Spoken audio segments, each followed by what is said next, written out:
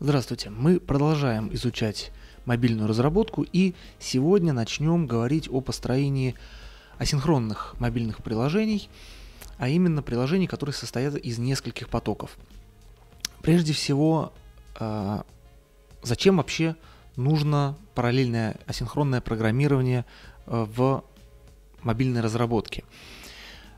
До сих пор все приложения, которые мы писали, весь код, все операции, которые в них выполнялись в одном потоке, том же самом потоке, который отвечает за отрисовку пользовательского интерфейса.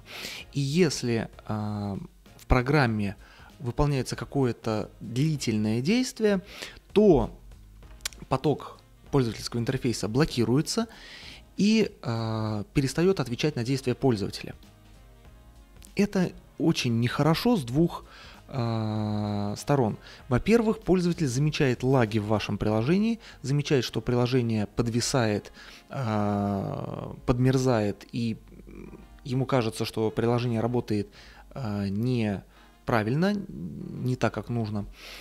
С другой стороны, сама операционная система Android отслеживает отзывчивость приложения, и если приложение не реагирует на внешние сигналы в течение какого-то времени, по умолчанию это 5 секунд в новых версиях Android, то приложение закрывается с ошибкой, то есть крашится, и пользователю демонстрируется сообщение application not responding, то есть приложение не отвечает.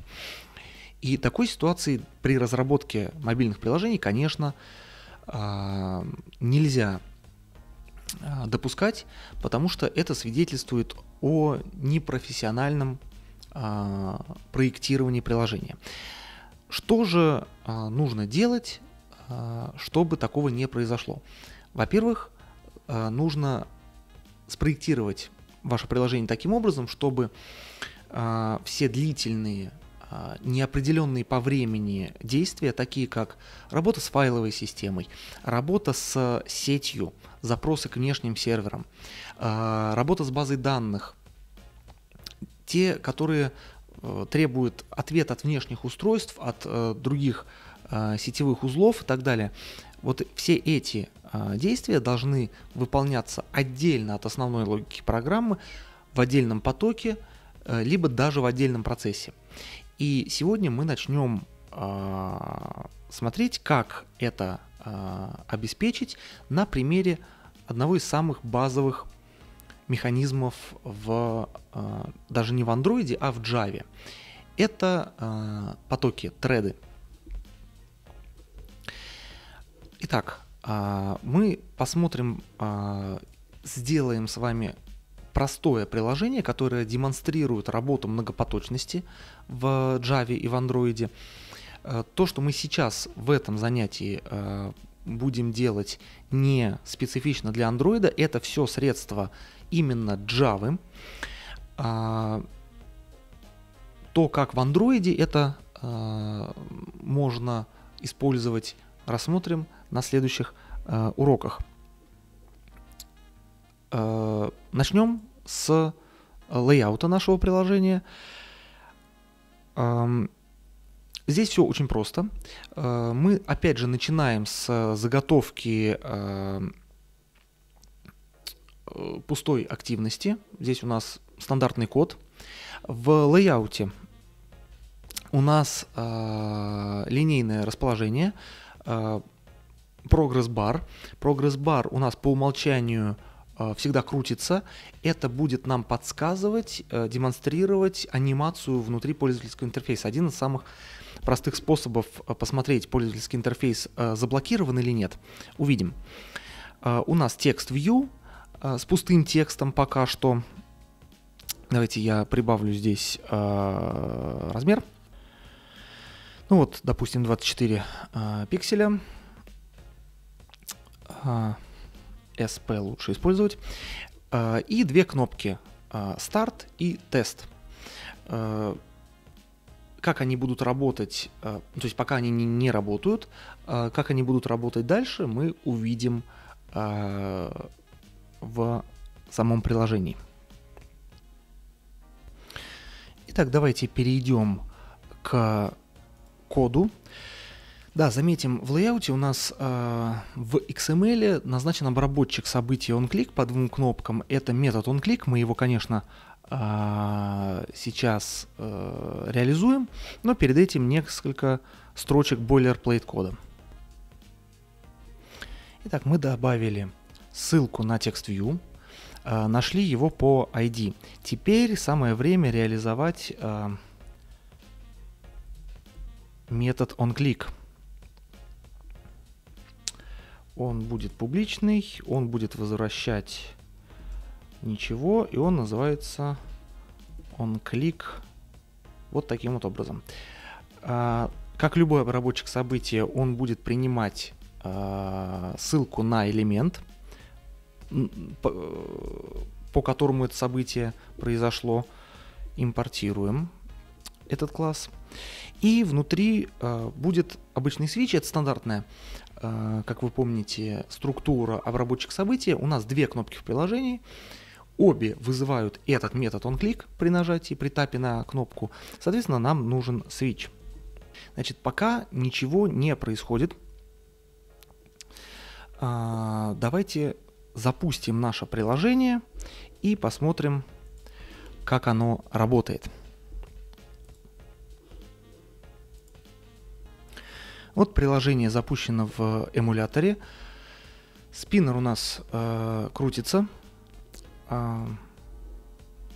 Вернее, вот этот прогресс-бар круглый.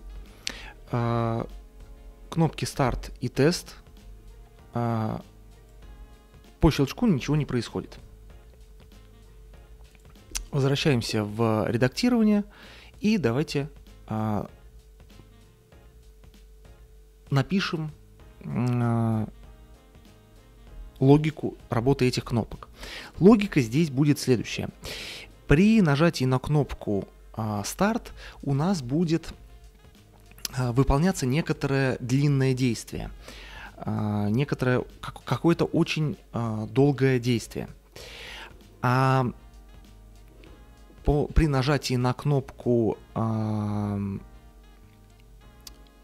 тест у нас будет выводиться просто какое-то сообщение, ну, допустим, в лог-файл, в лог нашего приложения. Вот так может, например, выглядеть ветка кнопки тест. Мы просто пишем в лог какую-то строчку, неважно какую. Тег нужен для того, чтобы в логах найти строчки именно нашего приложения. Но сейчас увидим, как это работает. Гораздо интереснее логика метода, вернее, кнопки старт.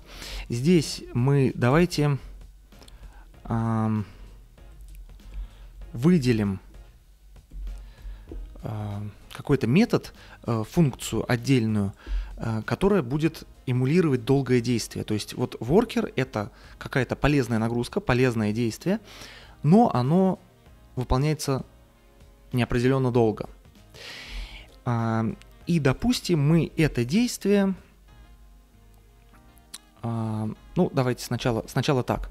Этот метод нам нужно реализовать. Да, private void worker вполне подойдет. И внутри этого метода, ну, в реальном приложении здесь будет какое-то полезное действие. Обращение, например, к внешнему API, или обращение к файлу, или что-то еще. Кстати, если у вас такие длинные действия, неопределенно долгие действия, которые потенциально могут вызвать блокировку потока, встречаются, лучше всего их вынести так же, как я, в отдельную функцию, в отдельный метод, просто чтобы они были хотя бы чуть-чуть обособлены от остального кода. Это первый шаг на пути их работы в отдельном потоке, например. Здесь же для тестовой программы мы ничего полезного делать не будем. Как во многих тренировочных работах по синхронному программированию, мы просто вставим здесь произвольную длинную задержку. То есть просто пауза, как в питоне time.sleep, вызов, то есть просто блокировка работы программы на какое-то количество секунд. В Android, вернее в Java есть модуль TimeUnit, который как раз можно использовать для вставки таких задержек.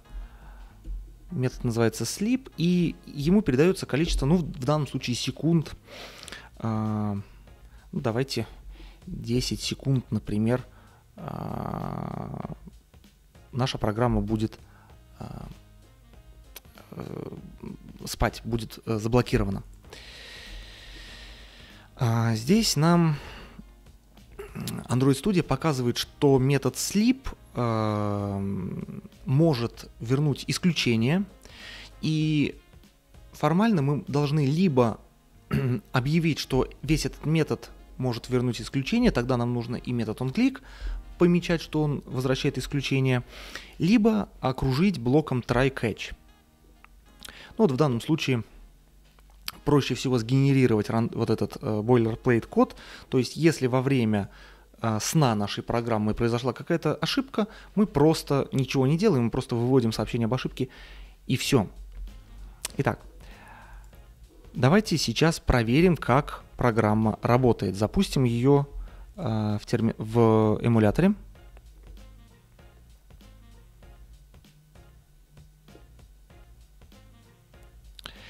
Так, сейчас пока ничего не изменилось. Да, как проверить наши логи? Значит, нам нужна вкладка Logcat. Здесь вы видите, логов очень много, они постоянно идут. Для того, чтобы выделить именно нужные нам логи, вот здесь в строке поиска как раз используем вот эту строчку My App Log. Если мы нажмем сейчас на кнопку «Тест», то наша программа продемонстрирует нам вот этот лог. То есть она запишет строчку в лог, это отображается здесь. Можем второй раз нажать, и еще одна строчка запишется. Теперь, если мы нажмем на кнопку «Старт», обратите внимание, мы нажимаем на кнопку «Тест», но ничего не происходит. Наша программа блокируется на 10 секунд, а через 10 секунд, когда она разблокировалась, вы видите, что вот эти наши отложенные логи попали на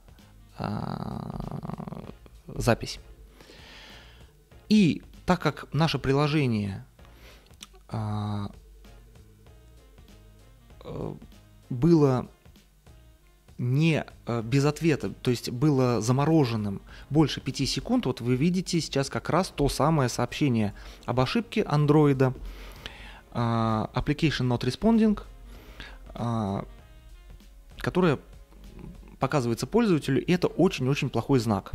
Здесь чаще всего пользователь закрывает приложение и предпочитает им больше не пользоваться, потому что оно виснет. Мы тоже закроем наше приложение. Что же делать в таких случаях? Да, кстати, обратите внимание, что когда приложение было заблокировано, наш прогресс-бар все еще вращался. Это сделано потому, что в новых версиях Android SDK вот эта анимация прогресс-бара сама выполняется в другом потоке, и она не зависит от блокировки основного потока программы. В ранних версиях Android SDK прогресс-бар тоже замирал бы. Вот. Так, давайте изменим нашу программу таким образом, чтобы программа не висела. Для этого нам понадобится объект джавовский, встроенный объект, который называется thread. Значит, вот как это выглядит. Если вы когда-либо строили многопоточные приложения на других языках программирования, то вам покажется знакомым та конструкция, которую мы будем делать. Если нет, то, значит, обратите внимание, здесь будет избыточный boilerplate код, как всегда в программировании на Java, в программировании на Android, но значит, смысл можно будет проследить. Нам понадобится метод thread. Мы заведем переменную вот таким образом. То есть сначала мы создаем новый поток, затем мы его будем запускать на выполнение. Но нужно передать ему, конструктору, что конкретно в нем будет выполняться. Это происходит через дополнительный вспомогательный объект runnable. Вот когда я набрал runnable, он сразу подставил вот этот вот шаблонный код. Это анонимный объект. Мы конструируем анонимный объект, который передаем в конструктор объекта thread. И этот анонимный объект состоит из одного, вернее, там он состоит из множества методов, но мы переопределяем один метод. Это run. Это самое главное. Здесь мы как раз и будем писать тот код, который должен выполниться в новом потоке. То есть вот вызов метода worker.